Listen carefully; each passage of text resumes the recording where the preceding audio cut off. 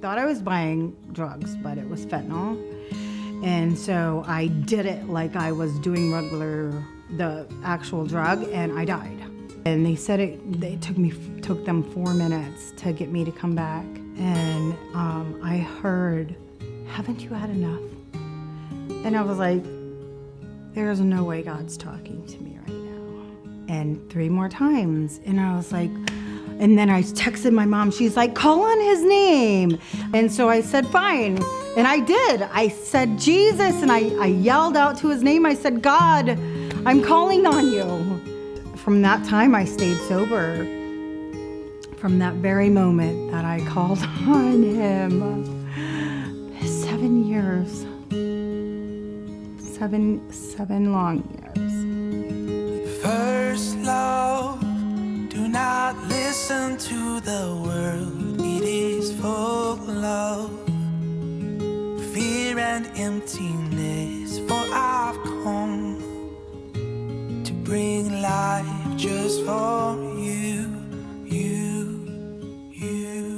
One thing I could tell from Krista from the second she came in was that she had a love for the Lord. And as broken as she was, that love for the Lord shined right through everything. And she has really just blossomed in that. We have really worked a lot on submission, on redemption, and getting, talking to Christ and getting healed from a lot of hurts. My dad was absent all of my childhood.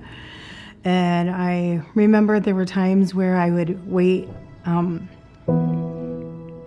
at the end of the driveway, and he would never show up. And then I learned that he was a heroin addict. And before I could even begin to understand how to look at all that, without, being a mess, he was dying, and then he died.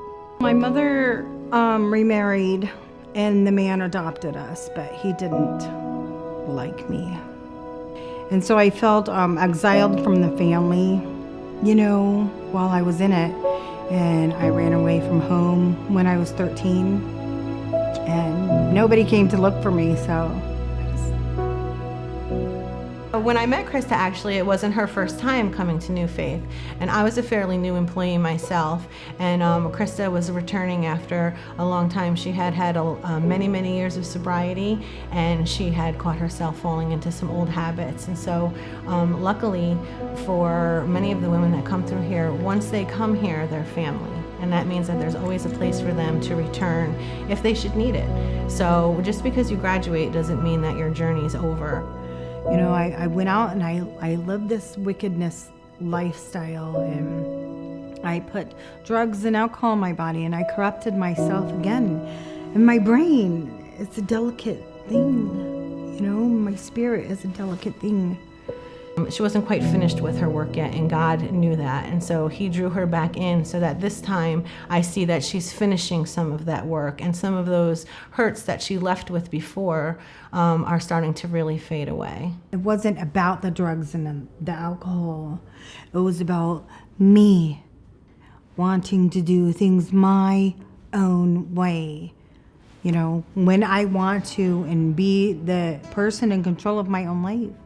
And not depending on God. I got this. It doesn't have to take a drink or a drug to, make us turn our faces from God.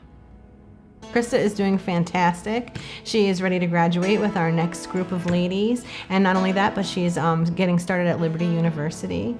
And hopefully Krista's gonna go from counselee to colleague in the near future here. So it's just wonderful to see from where she came when she first came in to now.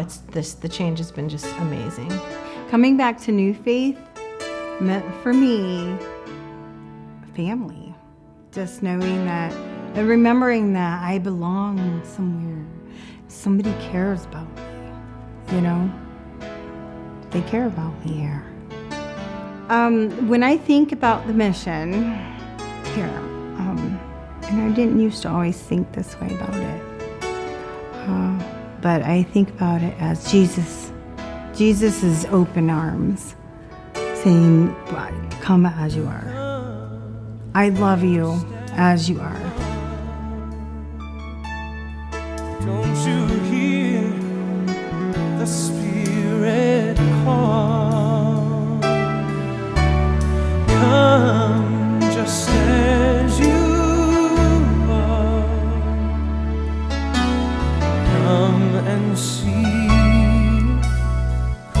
Christ my King. Come and live forever.